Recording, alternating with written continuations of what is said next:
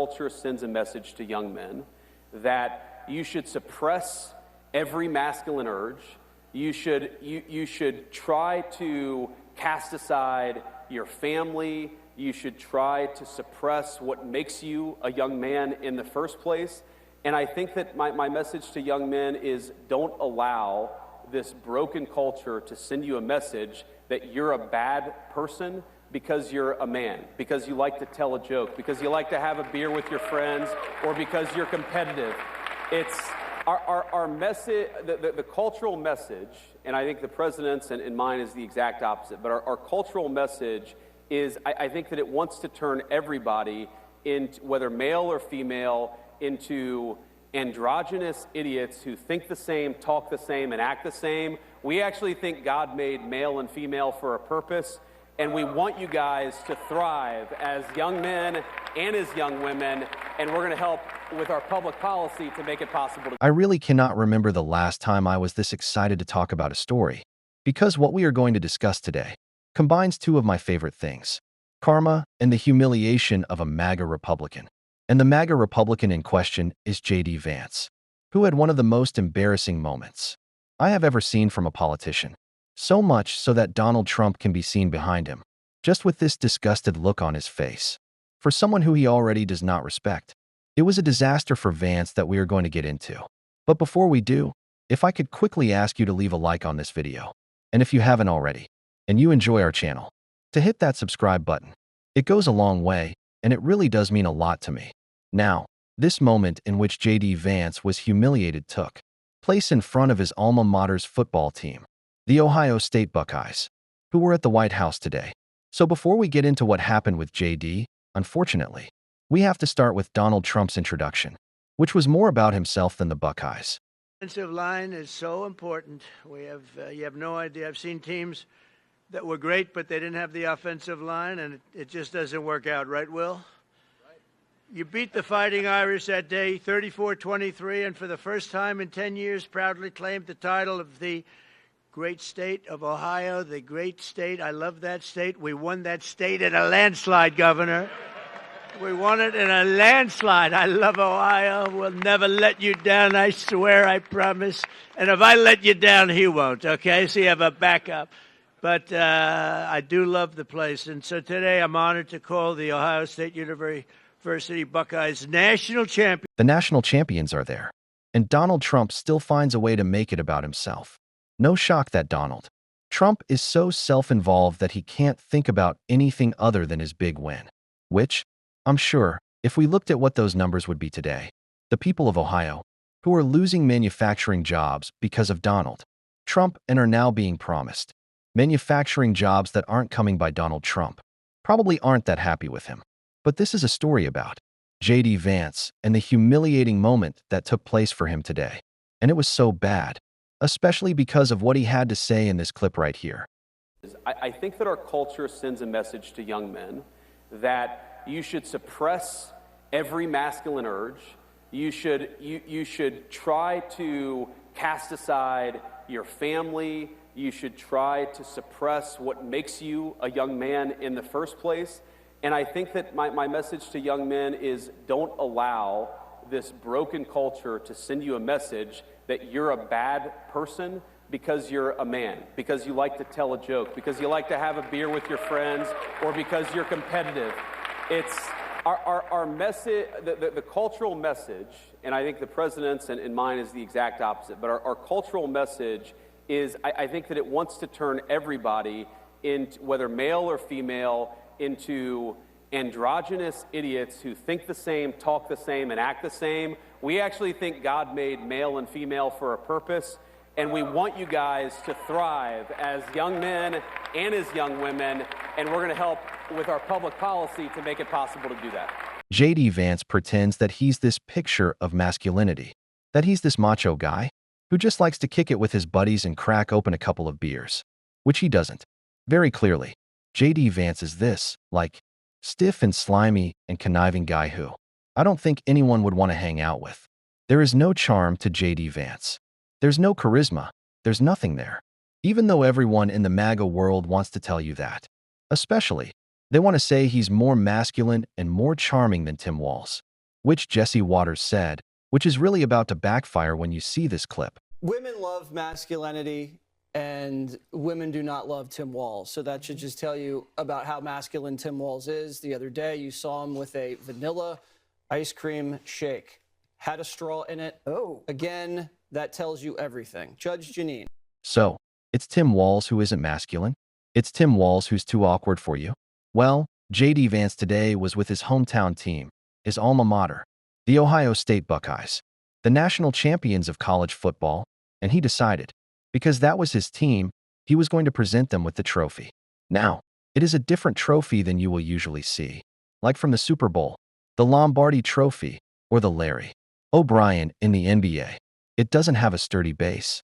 But someone like JD, who's all masculine and loves sports, would know that, right? Well, he didn't. He didn't know that, and it went pretty poorly.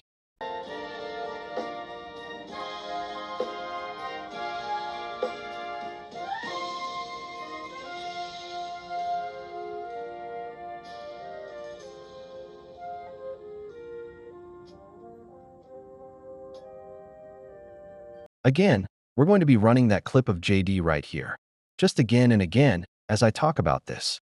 Anyone who watches even the smallest bit of college football knows that that trophy does not have a base to it, right? Like I said, it's not like the Larry O'Brien Trophy in the NBA, where you have the base, that little platform that it's on. It's not like the Lombardi Trophy. It's not like the World Cup Trophy. Those trophies have a base to them. The College National Championship Trophy, in football, you have to pick up, you lift. And the fact that J.D. Vance thought it was attached to that little platform at the bottom very clearly shows that he is not an actual fan of college football. You would know that. And he didn't. Like, what is this? I love sports, I'm the Ohio guy. Like, we know it's all just BS from J.D. Vance. But you would think he would know this detail about the trophy. Also, politicians have advanced teams. These people who help them with their schedules communicate with the activity they are engaging in.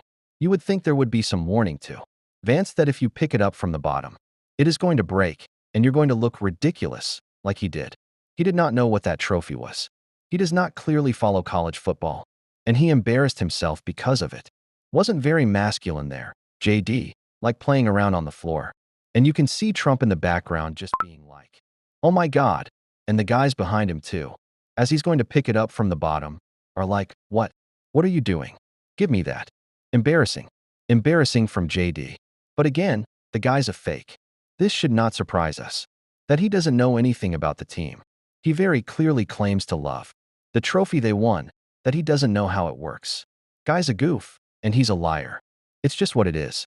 Constant hypocrisy coming out of MAGA, even in their sports fandom. J.D. Vance, not very masculine. I don't know who would take that over having. What? Tim Walz had a milkshake once. And so now Jesse Waters is constantly attacking him. Hopefully, they play that clip on Fox. Probably not going to, though.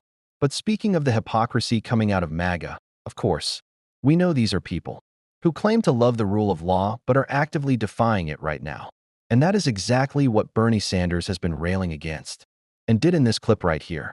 We're fighting a president who undermines our Constitution every day, who threatens our freedom of speech and assembly, and whose agents are rounding up innocent people off the streets, throwing them into unmarked vans,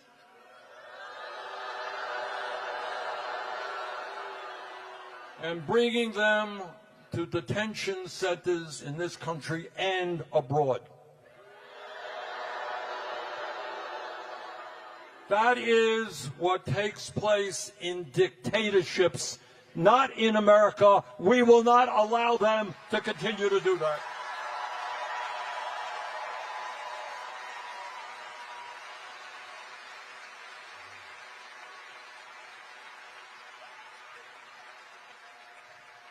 The founding, I find myself trying to remember my history lessons. Should have done better in history. But I think back to the founding of this country. And let me tell you, the founding fathers of this country were no dummies. They remember the history. We're talking about the 1780s. They had just fought a war, an impossibly difficult war, where they defeated the King of England, the most powerful person on the planet.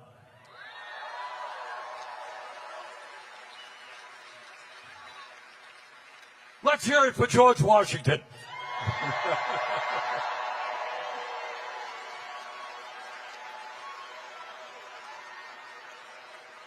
But anyhow, these guys had taken on an autocrat.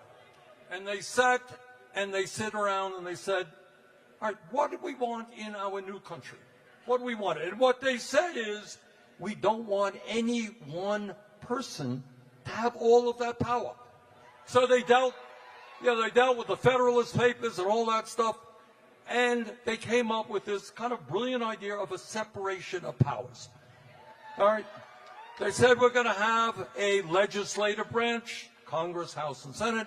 We are going to have a executive branch, the president. We're going to have a judiciary, the federal courts.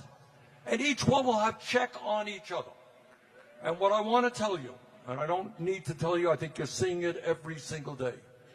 You have a president who is working overtime to take power away from the Congress. You got a president who is working overtime to take power away from the federal courts. Now, it is unprecedented. You know, no president, no member of Congress wants to see a Supreme Court or any court rule against him or her. We don't like to see that. And I will tell you that we have seen in the last 20 years with the Roberts Court horrendous decisions on Citizens United and Roe versus Wade, terrible decisions.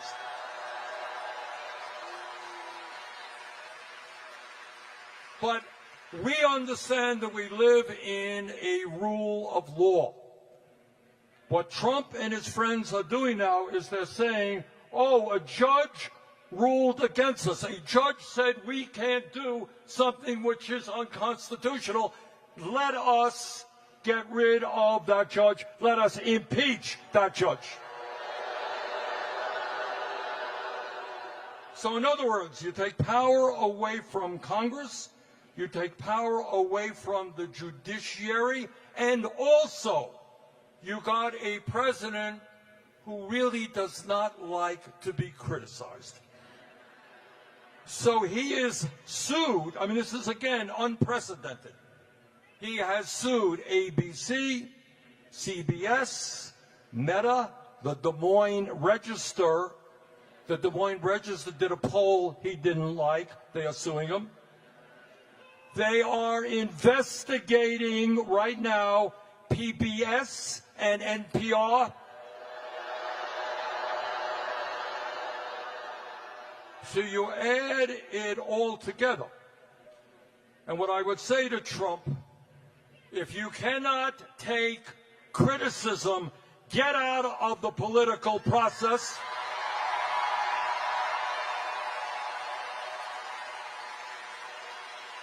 This is a democracy, and criticism is an essential part of that democracy. The anti-oligarchy tour has been such a powerful display of not just our agency, not just our organizing ability, but what can happen when Democrats just step up and communicate, and go out on the road and show the raw emotion that we all feel every day. We don't just elect leaders to go to Washington. We elect them to lead. That's the role.